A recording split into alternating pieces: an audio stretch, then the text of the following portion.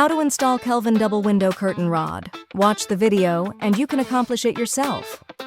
This is a complete set of Kelvin double window curtain rod products and accessories. Decorative head need to buy extra. This is the tool you will need for the installation, so remember to prepare it in advance. Okay, let's get started. Use the mounting bracket base to outline the pre-assembly positions. Mark the punch position for the brackets. Punch holes for mounting. Insert the expansion screws into the holes.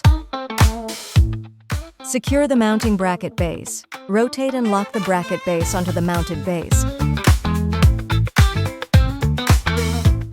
Insert the rod holder into the base and tighten with a right angle wrench.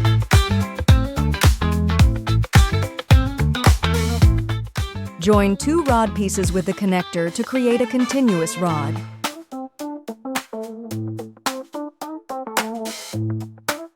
Place the two curtain rods sequentially onto the brackets and secure them with a right angle wrench.